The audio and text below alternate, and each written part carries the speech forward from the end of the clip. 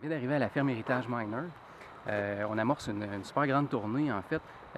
Notre objectif aujourd'hui, c'est de comprendre un peu plus ce que c'est que l'économie sociale. On va rencontrer des entrepreneurs pour essayer de savoir qu'est-ce qu'ils font dans le pratico-pratique, puis c'est quoi l'impact de ces entreprises-là sur le territoire de la Haute-Yamaska, bien entendu. Écoutez, ça fait suite au portrait sur l'économie sociale, un portrait qu'on a réalisé en 2013 grâce au soutien du pôle en économie sociale. Donc voilà, écoutez, on entre.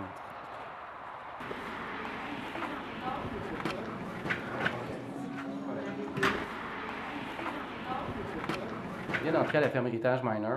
Écoutez, lieu super chaleureux. On est avec Caroline Gosselin, qui est la directrice de la ferme ici. Et puis, tout de suite, je vais lui lancer la question du jour, à savoir, d'après elle, qu'est-ce que c'est que l'économie sociale? Fait que Caroline, c'est un plaisir Merci beaucoup d'avoir répondu à l'appel. On aimerait ça savoir aujourd'hui, qu'est-ce que c'est ta vision, ta perception de l'économie sociale? Pour moi, l'économie sociale, en fait, c'est synonyme de développement durable. Quand je pense à l'économie sociale, je pense à développement durable puis à ces trois piliers, parce que dans le fond, ça se juxtapose bien. Les trois piliers du développement durable, dans le fond, c'est de créer d'abord une activité économique, puis une entreprise d'économie sociale, c'est ça. Hein, on génère des revenus, le plus possible de revenus autonomes, mais aussi, le développement durable, c'est d'avoir un impact positif sur l'environnement. Ça, pour moi, je ne pourrais pas imaginer une entreprise d'économie sociale qui n'a pas ce souci-là, pas juste de ne pas polluer, mais peut-être même encore de laisser le milieu encore dans un meilleur état que quand l'entreprise n'y était pas encore installée. Donc, un impact positif sur l'environnement, mais aussi, le troisième pilier du développement durable, c'est d'avoir un impact positif sur la collectivité qui reçoit ce projet-là. Donc, pour moi, c'est ça l'économie sociale. C'est une économie qui a un impact qui est durable, qui est positif sur plusieurs plans, puis que ces plans-là sont indissociables. Je pense qu'il y a une éthique derrière l'économie sociale qui est fondamentale, qui est justement de travailler en profondeur dans une sorte d'écosystème. Je pense que c'est un peu comme ça. C'est que l'entreprise d'économie sociale, elle est intégrée à plusieurs niveaux dans sa collectivité. Ça, pour moi, c'est important. L'économie sociale, c'est aussi pour moi synonyme de résilience dans une société, dans un monde où tout va tellement vite et où on a des grandes incertitudes d'un point de vue financier. L'économie est à bien des niveaux est fragilisée, la planète encore plus. Je pense que l'économie sociale vient ajouter cette force qu'est la résilience en agissant sur tous ces trois piliers-là. Donc, on s'assure qu'on laisse une planète en meilleur état, on s'assure que la collectivité s'enrichit par l'action de cette entreprise-là. Donc, pour moi, c'est synonyme de résilience et d'abondance, parce qu'on laisse des traces qui ne sont pas que financières, mais on laisse une collectivité qui est enrichie par cette présence-là, où il y a, par exemple, plus de chances d'intégration sociale pour certaines personnes, et où on peut laisser des belles traces positives là, dans notre milieu naturel. Aujourd'hui, on est sur le territoire de la Haute-Yamaska. J'aimerais ça savoir, ou j'aimerais ça que tu m'expliques un peu quels sont les impacts que peut avoir la ferme. C'est un projet d'envergure. C'est quoi les impacts de cette entreprise-là sur le territoire de la Haute-Yamaska? Alors, si je reprends mes fameux piliers de tout à l'heure, ben, si je commence tout d'abord par un impact qui est profond sur la qualité de vie des gens, dans le sens où la ferme Héritage Miner maintenant a la très belle responsabilité de protéger, mettre en valeur 330 acres de milieu naturel en pleine ville. Ça, c'est une des caractéristiques de la ferme. On est vraiment situé sur une ferme urbaine. Donc, alors, premier impact, c'est un impact très positif sur la qualité de vie des gens. Je parlais tout à l'heure d'un impact positif sur la collectivité. Donc, les gens ont accès librement, les gens de Granby, librement à ce site-là. Les boisés miners, ça c'est un accès libre et gratuit à tous. Les boisés miners qui sont là, gérés par la ferme. Alors, on protège ça, on le met en valeur, on permet aux gens d'entrer en contact avec la nature puis d'en ressortir grandi parce qu'ici c'est une ferme éducative. Donc, on a plein de programmes éducatifs, que ce soit pour les enfants, nos camps de jour, Ça peut être pour les adultes, des cours, des ateliers de jardinage, de compostage, des cours de cuisine. Donc, les gens sortent enrichis par cette entreprise-là. Je dirais d'un point de vue environnemental aussi, on parlait de ce pilier-là aussi. Alors, d'un point de vue environnemental, on ne fait pas juste protéger, assurer la protection de ce beau milieu naturel-là en milieu urbain. On l'interprète, puis en plus, on vient je dirais, enrichir même la terre. Parce que quand on est arrivé ici, c'était une ferme qui avait été abandonnée depuis un bon bout de temps. Et nous, on travaille selon les principes de permaculture. Donc, on agit beaucoup sur la biodiversité. Donc, beaucoup plus de biodiversité maintenant à la ferme qu'il y en avait auparavant. On travaille toujours en polyculture, jamais en monoculture. On recycle, fait beaucoup de compostage. On crée des liens, et c'est, je pense, la beauté de la ferme Héritage Miner, mais quand on y pense de toutes les entreprises d'économie sociale, c'est que ça crée un lien avec toutes les autres parties de l'écosystème qui est notre collectivité.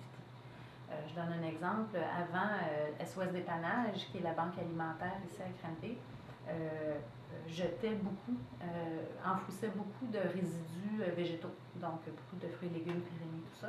Maintenant, nous, on en récupère une partie, on les composte à la ferme, une autre partie est offerte aux cochons qu'on élève qui sont donnés à la banque alimentaire. Donc, il y a comme un recyclage et des liens qui se créent qui sont importants. Donc, bénéfice pour la collectivité, pour l'environnement. Collectivité aussi, c'est vrai, c'est important. On fait de l'insertion sociale à travers le travail de la ferme. On a 20 à 30 personnes qui sont très éloignées du marché du travail, qui ont soit des problèmes de santé mentale, graves et persistants, des déficiences, puis qui viennent faire des expériences de travail à la ferme. Donc, c'est un impact concret sur notre collectivité. On donne aussi autour de 2 tonnes de légumes, de viande qu'on produit ici à la ferme, on la donne à la banque alimentaire. On enseigne le jardinage aux gens qui sont les plus démunis, qui habitent soit dans des HLM ou qui sont des usagers de la soupe populaire. Donc, la ferme fait ça aussi. Et puis, l'activité économique, bien sûr. Donc, on génère des revenus autonomes intéressants. À travers, par exemple, notre magasin ici, qui est essentiellement un magasin d'alimentation locale, un point de service, un point de vente collectif pour les producteurs d'ici, pour une trentaine de producteurs. Donc, c'est intéressant parce que ces producteurs-là n'avaient pas jusqu'à récemment un point de vente qui était permanent à l'année. On a le marché public qui est intéressant et qui est là juste l'été, tandis qu'à la ferme, maintenant, on peut vendre ces produits-là à l'année. Donc, on a aussi d'autres revenus là, à travers d'autres axes, que ce soit nos animations, que ce soit notre bar laitier qui a été installé dans l'ancienne crèmerie de M. Miner, dans l'ancienne laiterie. Donc, à la fois, on fait revivre ce patrimoine-là, puis on s'assure que ça génère des retombées pour qu'on puisse être périn. Évidemment, le but d'une entreprise d'économie sociale, c'est d'être autonome, d'être autosuffisant à long terme. En quelques mots, Caroline, est-ce que tu pourrais nous donner la mission de la ferme? Je sais que tu l'as expliqué de différentes façons, mais si on avait juste 2 lignes, là, oui. Comment est-ce que tu expliquerais la mission de la ferme? Alors, notre mission, elle est double. La première partie de la mission, c'est que la ferme, elle est là pour protéger et mettre en valeur le patrimoine de l'ancienne ferme Miner, donc le patrimoine bâti, tous ces bâtiments-là, les rénover, les mettre en valeur, mais aussi le patrimoine historique, donc faire connaître l'histoire de cette famille-là, aussi le patrimoine naturel. Donc, on est là pour le protéger, s'assurer que pour toutes les générations à venir, ce magnifique boisier-là demeure accessible au public. Donc, ça, c'est protection, mise en valeur du patrimoine. Le deuxième volet de notre mission, c'est la promotion de l'agriculture urbaine. Donc, on fait d'une part parce qu'on est en pleine production ici, on produit des légumes, de la viande, du miel, des œufs en pleine ville. Donc, déjà, ça fait la promotion, c'est une vitrine pour l'agriculture urbaine, mais en plus, on enseigne le jardinage en pleine ville, sur des parcelles là, qui sont vraiment là, au centre-ville. Et en ce sens-là, on implique les gens dans le jardinage, des gens de toute provenance. Bon, prochain arrêt, on s'en va chez SOS Dépannage. On va aller rencontrer Norman. Norman qui travaille en économie sociale depuis, écoute, je dirais presque toujours. On va voir sous quel angle il va aborder le thème de l'économie sociale. Avec Caroline, vous avez compris qu'on était sous l'angle du développement durable. Fait que là, on va voir ça va être quoi l'angle d'attaque de Norman. Arrivé chez SOS Dépannage, une très grosse et très belle entreprise d'économie sociale.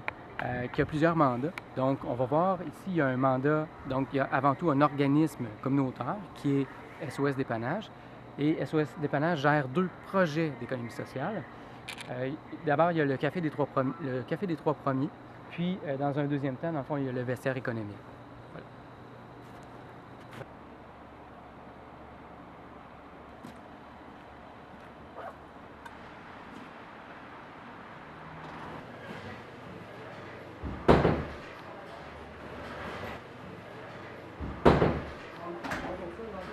On est rendu chez SOS Dépannage. On est en compagnie de Norman Dunn, qui est le directeur ici de l'organisation.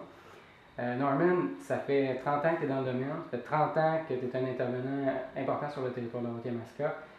Écoute, on est curieux de savoir, tu penses quoi de l'économie sociale? L'économie sociale, je te dirais que ça nous a sauvés comme organisme communautaire. Moi, dans les 20 premières années, on faisait du financement, il n'y a rien qu'on n'a pas vendu, des billets de golf, des spaghettis et tout ce que tu voudras. On vendait des piscines. C'est incroyable le temps qu'on passait sur l'autofinancement. On s'attendait toujours que le gouvernement était pour injecter de l'argent dans les organismes communautaires, ce qu'il n'a pas fait. Donc, tu as un choix. Si tu es très actif ou tu fais de l'apitoiement. Actuellement, je ne fais pas longtemps de l'apitoiement. Je peux en faire une journée ou deux, mais après ça, on s'en va à deux puis on clenche à trois. Je te dirais que ça faisait des années que je cherchais l'idée géniale pour être capable de... Parce que nous, il faut dire que c'est une banque alimentaire, puis nous, d'année en année, on manquait de nourriture. Puis ça veut dire que les familles, la moitié de l'année, avaient de la nourriture, puis l'autre moitié, on avait une livre de bœuf haché à donner à une famille de 4 pour une semaine, parce qu'il n'y avait plus rien à donner. Puis c'était de voir le visage des gens. C'est nous autres, les intervenants, qui les voient, qui disent on n'a plus rien à donner, tu sais. Puis ça, j'écoute, ça m'empêchait de dormir. T'sais. Fait que je me disais, il faut trouver la solution. Puis pendant des années, j'ai cherché. Puis à un moment donné, il y a eu une conférence offerte par le CLD de Granby, de la Haute-Yamaska, sur l'économie sociale. Puis j'ai été écouter la conférence, j'étais assis le premier en avant, puis après la conférence, j'étais comme le premier avec la main levée, je veux ça, je veux essayer ça. J'ai senti, je te dirais, j'ai senti que c'est par ça qu'on aurait pu s'en sortir. Je savais qu'il y avait des efforts parce que c'était des entreprises quand même. Moi, je viens du communautaire. C'est quand même des entreprises, mais avec pas vraiment les mêmes objectifs. Donc, je me suis fait expliquer comme fou c'était quoi l'économie sociale.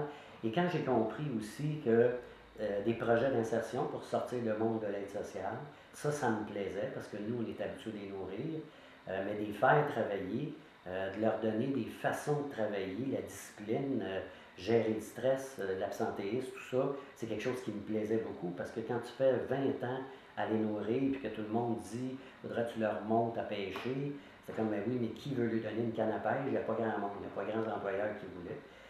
Ça donnait un sens à ma vie. Et l'autre sens, c'était 100% des revenus retournent à ta communauté. Fait que pour moi, c'était les deux indices qui ont fait wow, j'embarque là-dedans. À l'époque aussi, il y avait un projet pilote en Montérégie, ici à Granby. En économie sociale, on avait des projets de 2 ans. Ça aussi, c'était intéressant. Là, malheureusement, le projet pilote n'a pas fonctionné longtemps, puis ils ont tout arrêté ça. Ils ont tiré ça à plug. Mais ça a été des projets assez intéressants parce qu'on avait une main-d'œuvre, si tu veux, pas nécessairement qualifiée, mais on avait une main-d'œuvre au moins pour 2 ans. Fait que ça nous donnait comme, OK, on est capable de partir quelque chose. Donc, la première entreprise qu'on a partie, parce qu'on en a 2, la première qu'on a partie, c'est recycler les matières. Le timing de la vie était assez incroyable parce qu'en même temps, le gouvernement avait imposé à toutes les municipalités de récupérer 60% de leur matière. Donc, on arrivait direct dans le target, si tu veux, du gouvernement. Je savais aussi que c'était pour jouer un rôle dans la ville de Granby, ce qu'on pouvait recycler comme matière, bien, ça évitait l'enfouissement. Donc, le timing, je te dirais, les aiguilles étaient bien organisées pour que notre entreprise fonctionne. Je te dirais que ça prend énormément de patience et de courage et de nuit sans dormir pour le réussir parce que tu ne sais pas qu'est-ce qui s'en vient. Puis c'est mieux de même. Il y a des affaires, on est mieux de ne pas savoir tout ce qui s'en vient parce que ça pourrait être décourageant. Mais je te dirais, on a géré, puis on a réglé les choses qui nous arrivaient au fur et à mesure. Puis quand je n'avais pas l'expertise, ben, j'allais voir des entrepreneurs qui avaient des business, puis j'allais leur demander conseil. Fait qu'on a eu beaucoup de gens qui nous ont donné des coups de main, des gens qui venaient nous voir volontairement, puis qui disaient, bon, j'ai plus telle affaire, tu pourrais t'y prendre d'une autre façon. Donc, ça a été une histoire d'équipe. C'est pas parce que je suis là depuis 30 ans que je l'ai fait marcher. C'est pas un one-man show, c'est vraiment une histoire d'équipe. Il faut que les gens croient en cette mission-là des entreprises dans l'économie sociale. Ça a pris, je te dirais, peut-être 5-6 ans avant que je puisse aller chercher des bénéfices. Il a fallu être très, très patient. Par contre, ce que ça faisait, c'est que je pouvais prendre des bénévoles puis les changer de département pour qu'ils nous donnent un coup de main. Fait qu'on a greffé dans l'économie sociale énormément de bénévoles parce que la Banque alimentaire avait déjà des bénévoles. Puis on a commencé comme ça, avec les projets, avec des bénévoles.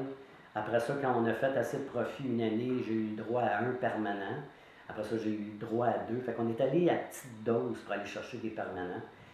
Parce que je savais que je pouvais faire mieux en économie sociale, je pouvais recycler les matières beaucoup plus que ça, mais il fallait que j'aie des employés.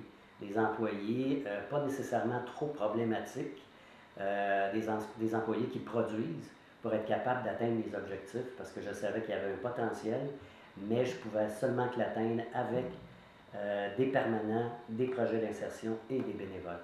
Aujourd'hui, je te dirais, l'entreprise a à peu près 26 employés, puis elle a une quarantaine de bénévoles, puis on atteint des sommets assez incroyables. Je te dirais que je suis l'envie de beaucoup d'entreprises. On gère un problème de croissance depuis à peu près 4-5 ans. Ça peut être un problème aussi si tu n'es pas prêt. Puis il faut que tu regardes comme il faut ton entreprise, comment elle a grossi, comment elle grandit, pour être capable d'éviter les pas des employés, comment tu disposes de ton stock sur les tablettes, la marchandise, les garanties, la propreté, la présentation. Fait que c'est des affaires qu'on a été confrontés au fur et à mesure qu'on grandissait avec l'entreprise. On était confrontés à des nouvelles patentes qui étaient très intéressantes. Parce qu'il ne faut pas oublier qu'en mettant ça sur pied, bien, on avait quand même 3 organismes communautaires à gérer qui ne génèrent pas vraiment de l'argent, mais eux autres en avaient besoin. Donc, après cette entreprise-là, on a parti un autre qui est un restaurant, qui est tout greffé ici à l'intérieur de notre organisation. Je ne voulais pas avoir des locaux un peu partout. Je voulais que ça reste tout dans la même bâtisse, si tu veux. Il y a 4 ans à peu près, on a eu un projet d'agrandissement de 20 000 pieds carrés additionnels. Et cette année, encore en 2015 bientôt, on a un autre projet de 20 000 pieds carrés d'agrandissement pour améliorer notre salle de triage, la façon dont on trie. On a créé des liens très étroits avec le centre de récupération ici à Granby, avec la ville de Granby, pour pas les déchets, mais tout ce qu'on ne pouvait pas recycler. Nous, on ne voulait pas nécessairement payer pour ça, non plus pour les rebuts. Finalement, la ville s'est impliquée avec nous autres. Ils payent encore la moitié. On devait faire, par contre, des devoirs. On devait recycler de façon différente. Mais je te dirais que dans l'ensemble, notre entreprise fonctionne très bien. Pour avoir un projet d'agrandissement aussi, il faut que ça fonctionne. Donc, ce que je dis à mon conseil d'administration, on est capable de faire mieux encore que qu'est-ce qu'on a fait. Parce que, tu sais, d'année en année, tu apprends sur les choses que tu as fait, les affaires qui n'ont pas marché. Mais là, je ne vous le dirai pas parce que la caméra est là, c'est bien sûr. On va capitaliser sur plus les beaux coups. Mais d'année en année, on se remet toujours en question. Bon, OK, on est allé là, ça n'a pas marché, on va l'essayer autrement. Fait que d'année en année, on améliore. Puis quand on améliore, on fait plus d'argent. Le plus bel exemple de la réussite en économie sociale, depuis les 2 dernières années, on a eu droit à 43% d'augmentation du dépannage alimentaire. Ça veut dire que les familles qui viennent chercher de la bouffe, là, on a 43% depuis les 2 dernières années de demandes d'aide alimentaire supplémentaire. Ça me fait penser un peu dans les années 80, dans les débuts, quand il y avait des grosses crises économiques, bien, c'est là que tous les comptoirs, que les banques alimentaires sont nés. Puis après ça, il y a eu une accalmie pour une couple d'années. Là, ça recommence et ça va être pire en 2015-2016 avec l'austérité et tout ce qui s'en vient. Donc, l'année dernière, on a eu, avec notre augmentation, on a dû acheter pour 100 000 de nourriture qu'on n'avait pas l'habitude d'acheter. Sinon, on aurait été obligé de couper les familles, puis sortir des journaux en disant la banque alimentaire est vide, on n'a plus rien. Mais grâce à l'économie sociale, à notre entreprise qui a bien performé, l'argent net qu'on a fait, ça a servi à la population à 100% à l'achat de nourriture. Ça, je trouve ça extraordinaire, puis je te dirais très sécurisant pour un gars qui est passionné comme moi de ce que je fais dans le communautaire, mais ce que je voulais plus vivre aussi, c'est de dire à une famille, je vais te donner une livre de bœuf haché pour une semaine, parce que j'en ai plus. Ça, c'est important pour moi de ne plus jamais dire ça. Donc, l'économie sociale, ça nous a sauvés, ça nous sauve encore. Puis, ça a créé des emplois, des bons emplois. Puis, ce que ça a fait, c'est que ça a soudé notre communauté ensemble. Si on performe, c'est parce que la communauté nous soutient. Tu sais, les gens viennent magasiner avec leur stock à nous donner, puis en même temps, ils viennent magasiner. Si ce n'était pas de la loyauté des citoyens de Granby, puis de notre région aussi, parce qu'il y a bien du monde qui vient de l'extérieur, sans cette loyauté-là, on n'aurait jamais été capable d'atteindre tous ces objectifs-là qu'on a atteints depuis les dernières années. Donc, c'est une belle histoire de réussite qui se continue. Moi, j'arrive à ma retraite d'ici 5 ans, puis j'ai pas l'intention que ça diminue. J'ai même des nouvelles idées. Je pensais que je pourrais arrêter d'en avoir à un moment donné, mais non, c'est fou toutes les idées que j'ai encore plus qu'avant. Puis ce qui est intéressant pour moi aussi, c'est qu'avant la mission que j'avais du communautaire, maintenant je peux exploiter un côté entrepreneur que je ne savais pas que j'avais. Je l'ai découvert en partant de nos entreprises. Là, tu fais quelque chose, puis là, tu te dis, OK, le prochain, je me souviens, le premier 100 000 qu'on a fait, on a vraiment saigné du nez, là. C'était fou, là, tu sais. Puis tout de suite, dans ma tête, c'est le deuxième, il ne sera pas de même. Il va être plus facile, puis le troisième aussi. Fait que ce qui veut dire que d'année en année, on a toujours amélioré. Il faut avoir beaucoup d'humilité. Puis il faut la demander à nos employés, il faut la demander à nos bénévoles. Tu ne peux pas prendre une orientation ou décider quoi que ce soit si tu ne vas pas les rencontrer, si tu ne leur expliques pas l'orientation que tu veux prendre. Ça ne veut pas dire que tu fais ce qu'ils veulent, mais au moins tu le dis, puis eux autres te donnent des sons de cloche, des fois qui sont très différents. Fait que des fois, tu sais, je voulais aller à gauche, exemple, les employés bénévoles me disaient peut-être comme ça, ça m'a influencé énormément pour être capable de dire ça a de l'allure ce qu'ils m'ont dit. Il ne faut pas avoir peur de ça. Il ne faut pas avoir peur de se remettre en question et de dire qu'est-ce qui est le mieux. Parce que quand tu gères des entreprises comme ça, c'est pas ma business. Ça appartient aux citoyens. Fait que la responsabilité est énorme parce que si tu te plantes, premièrement, une ville comme Granby, tout ça c'est. Fait que si tu te plantes, tout le monde le sait aussi. Donc, il fallait capitaliser sur notre réussite. Et c'est ce qu'on a fait d'ailleurs avec nos deux entreprises. Notre autre entreprise aussi, le restaurant, commence à gérer aussi, pas des gros profits comme le magasin peut en faire, mais il commence à pogner, entre guillemets. Puis ça fait une autre façon que le citoyen, il vient porter de la bouffe, puis en même temps, il voit qu'il y a un restaurant, puis il vient dîner ou déjeuner. Le citoyen, il se sent appelé dans des organismes communautaires comme la nôtre. Puis, c'est plus facile après ça. Quand quelqu'un vient t'encourager au restaurant, puis qu'il voit ce que nous autres on fait, c'est plus facile après ça d'aller chercher leur canne, leur argent, leurs meubles, puis leurs vêtements. C'est comme ça que ça fonctionne. Fait que si les gens sont sensibilisés à ta cause, c'est plus facile après ça d'aller chercher ou de leur demander ce que tu as besoin. On vient d'arriver à l'Impérial. On va rencontrer les gens de la coopérative Nos Bureaux. On va rencontrer Esther Matt et puis Pascal Viscogliosi qui vont nous expliquer un peu ce que c'est que le coworking.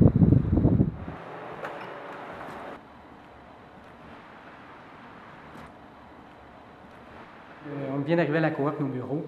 Écoutez, on est en compagnie de Pascal et de Esther qui vont nous expliquer un peu ce que c'est que le projet ici. On est à l'Impérial, au 3e étage. Pour moi, l'économie sociale, c'est une économie qui est totalement dans l'ombre, malheureusement, parce qu'on a comme une mauvaise perception. En général, les gens ils associent ça au communautaire. Pour moi, oui, il y a ça, mais pas juste ça. L'idée de l'économie sociale, c'est une économie qui n'est pas là pour faire juste des profits, mais qui est là aussi pour faire du bien autour d'elle, générer du bien-être, générer une bonne qualité de vie. Fait qu'on peut penser à toutes sortes d'exemples. Puis juste aussi dans la manière dont on pratique notre métier. Moi, par exemple, je suis travailleuse autonome, fait que je ne peux pas vraiment être considérée comme une entreprise. Mais la façon dont je pratique mon métier, c'est-à-dire que je choisis premièrement de ne pas prendre un maximum de contrôle pour être super occupée tout le temps, je prends soin de moi, puis je m'assure aussi d'être totalement présente pour mes clients. Fait que ça, c'est une façon de faire pour moi qui est vraiment associée à l'économie sociale. La collaboration aussi, briser des silos, travailler avec d'autres mondes avec qui tu travaillerais peut-être pas normalement, mais qui font émerger des idées nouvelles. Pour moi, l'économie sociale, en fait, c'est une économie, je pense, qui est centrée sur les besoins d'une communauté. Tu parlais de communautaire, mais moi, en fait, c'est sur moi, je vois ça personnellement comme étant sur les besoins d'une communauté, apporter quelque chose à la communauté point de vue social. Donc, pas basé sur le profit, mais basé sur vraiment qu'est-ce que ça donne concrètement de façon durable pour la communauté à plus ou moins long terme. Donc pour moi, ça se résume à ça. C'est vraiment une économie basée sur l'apport à la communauté, je dirais. Oui, je pense que c'est l'économie qui va sauver notre monde actuellement parce que là, on se dirige un peu vers le mur. Toute cette philosophie-là vient changer, vient apporter un changement, apporter un renouveau. Puis je pense que c'est beaucoup des gens de la jeune génération qui vont amener ça aussi. Puis je trouve ça super inspirant. On est ici dans une jeune coopérative. Nos bureaux ont quelques mois à peine. Moi, j'aimerais savoir qu'est-ce que c'est de créer une coopérative? C'est quoi les émotions que vous avez vécues quand vous vous êtes dit, bon, écoute, là, ça y est, on part en créer une coop? Bien, peut-être au départ, c'est important aussi de mettre en perspective. Au départ, on n'avait pas choisi le modèle coopératif. C'est arrivé un peu, on s'est beaucoup reposé sur qu'est-ce qu'on essaie de créer ici. Donc, on n'avait pas de modèle à créer. Quand on avait en tête, est-ce que ça va être une OBNL, est-ce que ça va être une coop, est-ce que ça va être une compagnie? On n'avait pas vraiment d'idée, mais on avait vraiment des objectifs qu'on voulait apporter quelque chose localement. Donc, on s'est dit, on voudrait faire quelque chose, un endroit pour des travailleurs autonomes qui puissent se rencontrer, que ça va durer, puis que ça va apporter quelque chose, puis que tout le monde va pouvoir se sentir impliqué dans ce projet-là, puis que ça va pouvoir perdurer dans le temps. Donc, c'était l'objectif en arrière de tout ça. Puis, à force de rencontrer des gens, tout ça, par la force des choses, l'aide qu'on a eue, bien, ça s'est comme fait tout seul qu'on s'est dit, le modèle coopératif rencontre bien tous ces objectifs-là. Puis c'est ça qui va assurer probablement la pérennité de nos bureaux et tout ça. Fait que pour nous, ça allait de soi de créer une coopérative. En termes de travail, ça a été quand même beaucoup de travail, beaucoup plus qu'on s'attendait en fait. On n'a pas compté nos heures vraiment parce qu'au début, on avait parti de ça tout petit, mais avec de fil en aiguille, on a mis beaucoup d'heures, puis on est à la veille d'ouvrir, alors ça fait du bien de voir le projet se concrétiser comme ça, je dirais. Moi, c'était la première fois que j'embarque dans un projet coop. Et moi aussi, d'ailleurs. Puis j'aime beaucoup l'esprit que ça a apporté au projet parce que tout de suite, on était vraiment dans un mode collaboratif, dans un mode de co-création, où est-ce que chacun a pris sa place, chacun a amené ses forces, puis ça construit quelque chose qu'on est ici. Ça va bientôt se concrétiser. Bientôt, on va accueillir des nouveaux membres. Je pense qu'on va vraiment apporter quelque chose dans la région parce que nos bureaux, la coop de coworking, ce qu'on amène dans la région, c'est carrément une nouvelle façon de travailler. On s'en va dans un nouveau paradigme du travail, puis moi, je trouve ça extraordinaire parce que ça va permettre aux travailleurs autonomes, aux micro-entreprises, vraiment d'échanger beaucoup, d'apprendre les uns des autres aussi, puis de vraiment, qui sait, peut-être créer des nouveaux projets qui n'auraient pas existé autrement, qui vont peut-être exister juste parce que les gens sont réunis ici, dans un même local, un local super inspirant, avec beaucoup de lumière, puis un beau lieu créatif finalement. Expliquez-moi, c'est quoi nos bureaux? Nos bureaux. N-O-B-U-R-O. Donc, nos bureaux, c'est quoi? Bon, comme Esther l'a dit, en fait, on est un espace de coworking. Le coworking, ça a démarré, rappelle-moi, beaucoup en Californie, en Europe. Donc, c'est des concepts qui ont démarré dans ces endroits-là. Il y en a beaucoup dans les grandes villes. Dans des petites villes comme Granby, c'est quand même assez récent. Je dirais que ça se rend dans les petites villes, probablement par le fait que l'économie se transforme et tout ça. Donc, il y a beaucoup de plus en plus de travailleurs autonomes, de plus en plus de travailleurs qui travaillent à la maison. Puis, à un moment donné, quand tu travailles à la maison, moi, je l'ai fait pendant 10 ans. Esther, toi, combien de temps? 20 ans. 20 ans. Alors, à un moment donné, c'est super le fun. Ça a des avantages de travailler de la maison, mais tu te rends compte que tu te dis, il me manque quelque chose. J'aimerais ça échanger avec d'autres personnes qui vivent un peu la même réalité que moi. Puis, on voulait pas, je voulais pas, moi, trouver un bureau pour aller sortir de chez moi. C'était pas mon objectif. Mon objectif, c'était de rencontrer d'autres gens. Donc, moi, dans mon travail, je rencontre mes clients, tout ça. Mais pas nécessairement d'autres entrepreneurs qui vivent un peu les mêmes réalités que moi. Fait que je trouvais ça, donc, nos bureaux, un espace de coworking, ça se veut pour un endroit qui se veut agréable pour travailler, pour des travailleurs autonomes, des entrepreneurs, puis qui ont le goût juste de pas travailler tout le temps chez eux. Donc, tout simplement, de pouvoir sortir de chez eux, rencontrer d'autres gens, puis partager. Puis, il y a le sérum de Petit, qui les heureux hasards, en fait, en quoi? Bien, qui permettent, c'est ça, juste par le contact des gens, qui permettent l'émergence de quelque chose. Par exemple, comme je disais tantôt, des projets qui n'existeraient pas autrement. Moi, je ne connaissais pas Esther. Puis là, on s'est rencontrés. Puis, tu sais, de fil en aiguille, Esther a fait ça. Moi, je fais ça. Ça peut être intéressant. On n'avait pas vu ça. Donc, c'est vraiment des hasards comme ça, des hasards des rencontres qui font que, on rencontre des gens différents de nous, de différents horizons, puis ça ouvre d'autres perspectives. Fait que c'est ça un peu un espace de coworking. Et donc, nos bureaux, c'est un peu le but. Puis, on voit ça aussi dans une perspective de développement de la région. Tout ça, c'est quelque chose qui n'existait pas. Puis, pour moi, c'est vraiment une valeur ajoutée pour la région de Granby pour justement faire développer les travailleurs autonomes, l'entrepreneuriat. Donc, je pense que ça que du positif. Là. Oui. Puis moi, je travaille chez nous, comme disait Pascal, depuis 20 ans. Puis j'adore ça. J'ai un bel espace de travail. Je ne suis pas dans un sous-sol. J'ai un bel espace de travail, tout ça.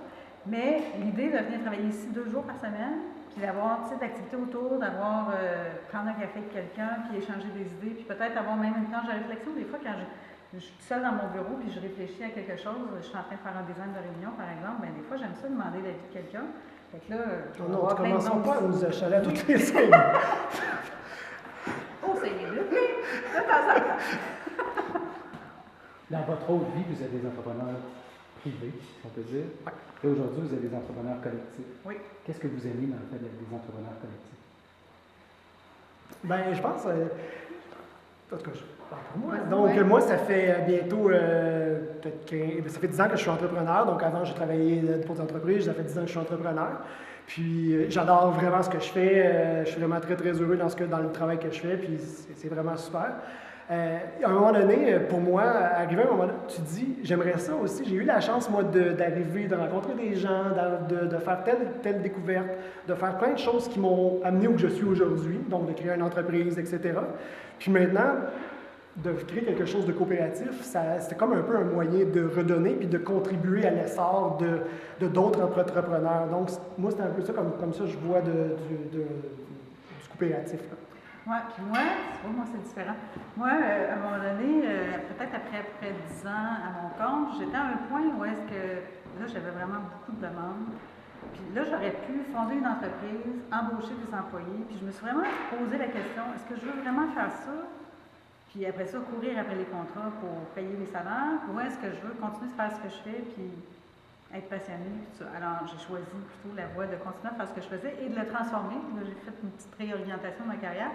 Puis là, aujourd'hui, nos bureaux, il y a quelque chose qui, quand j'ai pris cette décision-là, ce qui me manquait, c'était cette idée de contribuer à quelque chose de plus grand que moi, plus grand que juste ma petite business à moi. Mm-hmm. Puis là, nos bureaux, c'est ça que ça m'apporte, c'est d'être parmi cette gang-là qui crée cet espace-là. Ça m'apporte justement de créer quelque chose de plus grand que moi, qui ne dépend pas juste de moi, puis qui ne va pas s'arrêter quand moi je vais arrêter, mais qui va continuer. Fait que je trouve ça super. Puis je pense que moi, je travaille beaucoup avec le cercle dans mon travail, puis le cercle, l'avantage de ça, c'est de toujours pouvoir accueillir des nouvelles personnes sans jamais briser le lien, sans jamais transformer la forme. On peut toujours agrandir ou ratisser le cercle, puis garder la même énergie, puis la même communication. Puis nos bureaux, pour moi, c'est ça aussi, c'est qu'on va toujours pouvoir accueillir des nouveaux membres. Puis ça va changer l'énergie, puis ça va amener quelque chose de nouveau à chaque fois, puis ça va être super riche, puis je trouve ça super inspirant. Dernière visite en cette journée de découverte sur l'économie sociale, 4e et dernière entreprise. On vient rencontrer Lucille Dignard, qui est directrice de la CEFIR. La CEFIR étant la sclérose en plaques Haute-Yamaska et Richelieu.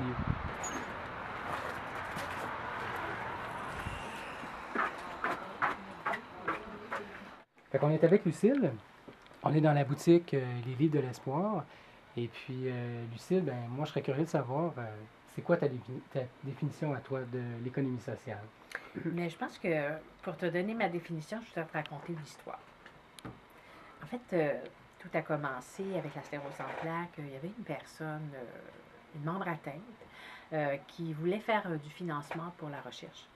Et les gens avaient remarqué qu'elle aimait lire. Donc, les gens avaient commencé à lui apporter des livres et des livres et des livres, ce qui était devenu, à un moment donné, que quelques livres qu'elle vendait en vente durant l'été, les ventes trottoirs, eh bien là, elle s'est ramassée avec une amie qui était rendue à 30 000 livres, puis son sous-sol était plein, puis même elle avait des pièces de sa maison où il y avait plein de livres.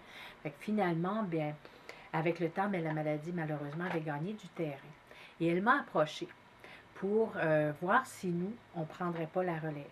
Mais j'avoue que pour le moment, moi, ce que je voyais, c'était campagne de financement. Je voyais seulement, bon, peut-être avoir des livres qu'on va vendre comme elle, à l'occasion dans les ventes de garage. Et puis, je ne pensais pas que cette histoire-là allait devenir ce qu'elle est aujourd'hui. À savoir que j'ai une de nos membres qui m'a dit, ben moi, Lucille, si tu veux relever le défi, je vais être avec toi, puis je vais t'aider 2 jours semaine. Alors là, je me suis dit, ah ben tiens, pourquoi pas. Fait qu'on a commencé par faire venir les livres, toujours avec l'idée d'une vente de garage pour ramasser les sous pour aider l'association. Et puis, on a mis les livres tout autour du bureau. Puis, une journée semaine, les gens venaient, puis achetaient des livres. Et c'est quelqu'un qui est venu, puis qui m'a dit, Lucille, t'as jamais pensé contacter le CLD? Je savais vraiment pas ce qu'était le CLD. Ben, puis là, il m'explique qu'ils aident des organismes à partir des entreprises. Et je dois dire que jamais j'avais vu cette vente de livres-là comme à devenir un jour une entreprise, même pas d'économie sociale. Puis, finalement, ben, j'ai contacté le CLD qui m'ont rappelé. Et puis, ça a été une belle aventure qui a commencé ce jour-là, je dirais, parce que on n'a pas été habitués, on n'a pas été élevés à se dire on se prend en main, puis on fait des entreprises d'économie sociale, puis on se développe, puis on relève des défis d'affaires. Moi, j'avais pas du tout cette notion-là. Et quand la personne qui nous a contactés, qui était Frédéric Bonner, toi, eh bien, cette personne est accueillante. Il était capable de faire un pont entre ce qu'on vivait, puis nous donner une image de quelque chose qui était quand même réalisable. Et c'est au travers de Frédéric, en travaillant le plan d'affaires, que mon regard a commencé à se transformer. Et tout à coup, moi, je dirais que le CLD, c'est un peu comme du 7-Up. Ça donne du pétillant dans ce qu'on fait.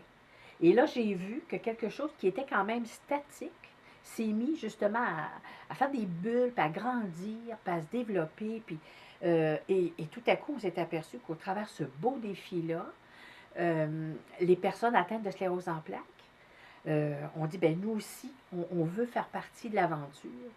Et cette petite entreprise-là, qui a pris le caractère d'économie sociale, de projet d'économie sociale, a permis à des personnes atteintes de sclérose en plaques de relever des défis.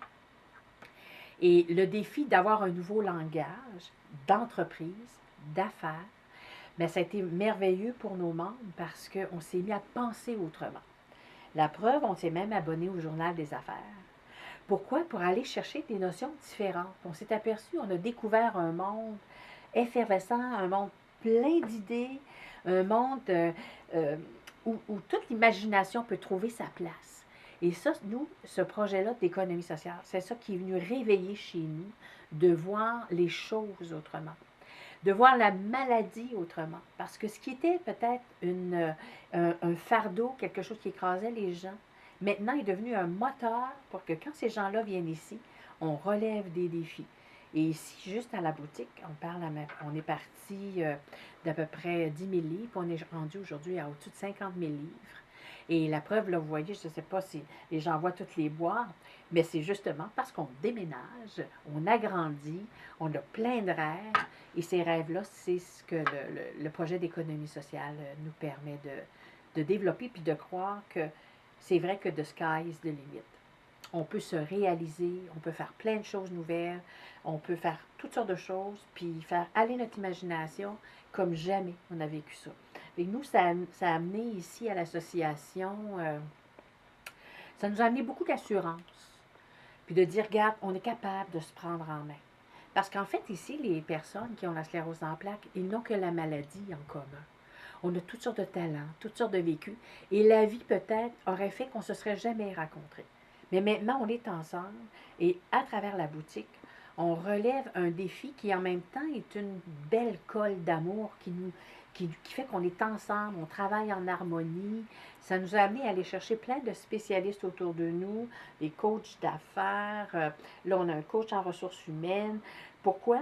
Parce que justement, là, on veut apprendre, on veut être encore meilleur, puis on veut aller chercher des outils qui vont nous permettre de développer encore plus notre belle petite boutique. Lucille, moi j'aimerais ça que tu m'expliques, c'est quoi les impacts de la boutique des livres de l'espoir sur la communauté de la Haute-Yamaska? Bien ça, on l'a découvert aussi au fur et à mesure. Bien sûr, on vend des livres usagés, alors on donne une vie nouvelle à un livre. Mais comme les livres nous sont tous donnés, parce que ce sont des dons qui sont remis pour la sclérose en plaques, alors nous, on a convenu que les livres ne seraient jamais vendus plus que 5 $. Et on s'est aperçu que beaucoup de gens qui viennent acheter des livres ici, il y a beaucoup d'étudiants, des gens qui ne sont pas nécessairement argentés, ou des gens qui sont pris à la retraite, puis qu'à un moment donné, ben, ils se disent, moi j'aime beaucoup lire, ou qui voyagent, puis qui apportent plein de livres, puis qui vont laisser ça dans le pays où ils vont aller en visite. Alors nous, ça nous a fait rencontrer des gens qui aiment le livre. Et au travers d'eux, on s'est aperçu qu'on n'a pas juste une petite boutique où on vend des livres usagés. On est une petite boutique où on accueille nos clients. Pour nous, la proximité, c'est quelque chose d'important. Et les gens qui viennent ici savent qu'il y a une maladie en cause. Ils savent qu'ils risquent d'avoir quelqu'un qui vient les servir, qui est atteint d'une maladie chronique. Et je m'aperçois que ça fait que souvent les gens viennent se confier ici. Parce qu'ils trouvent un accueil, ils trouvent une oreille attentive, ils trouvent de la compassion. Parce que les gens ici, c'est des gens qui sont habitués. Oui, on fait des affaires, mais en même temps, on touche à l'humain. Parce que notre force, c'est aussi la proximité, la compassion, et puis et une oreille attentive. Et ça, on veut le développer. Et c'est ce qu'on veut faire en déménageant. On veut être capable d'offrir, par exemple, un café aux gens qui viennent. On veut peut-être offrir un petit morceau de pain, parce qu'on va peut-être avoir une petite machine à pain dans notre petite boutique. On va peut-être avoir une petite soupe à offrir sur l'heure du dîner, pour que les gens qui viennent, qui non seulement maintenant qu'il y a un livre, mais il y a aussi toute une chaleur autour de ce livre-là. Et on s'aperçoit que dans la société où on vit, malheureusement, où la réussite se fait souvent au détriment des humains. Alors nous, notre défi, c'est justement ça. C'est de dire, on a un cœur qui bat dans la boutique, des gens qui connaissent la souffrance, des gens qui dealent à chaque jour avec ce défi-là, et puis qui se disent, nous, on est capable d'écouter les autres, on a quelque chose à offrir, puis on le ressent chez les gens, qu'il y a quelque part un endroit où les gens sont écoutés, puis sont reçus, puis sont accueillis. Ça a été un des effets, nous, qu'on a remarqué beaucoup. Aussi, on donne au suivant, à savoir que ça arrive à l'occasion qu'on accepte de prendre des gens qui ont des handicaps ou qui auraient un besoin d'encadrement particulier. Alors, on trouve toujours un petit quelque chose à faire pour ces gens-là. Puis on accueille aussi ces gens-là. Et aussi, on s'est aperçu qu'il y a des gens qui sont beaucoup argentés. Et on a vu, par exemple, des gens arriver puis venir ici pour Noël, acheter plein de livres, pas trop de cher, puis donner ça. J'ai vu quelqu'un acheter 100 livres, puis donner ça en cadeau à un étudiant. Alors, on s'aperçoit qu'on rend le livre accessible aussi aux proches des gens. On a beaucoup d'autres projets qui vont justement faire en sorte qu'on veut que le livre parle encore plus, qu'il y ait plus d'histoires, puis qu'il fasse encore plus de bien là où il va aller. Fait que, donc, c'est pour ça là, qu'on élargit notre espace. Bon, mais c'est sur ce que s'achève notre visite des entreprises d'économie sociale de la Haute-Yamaska. Qui sait? Peut-être qu'on va se recroiser dans une prochaine vidéo.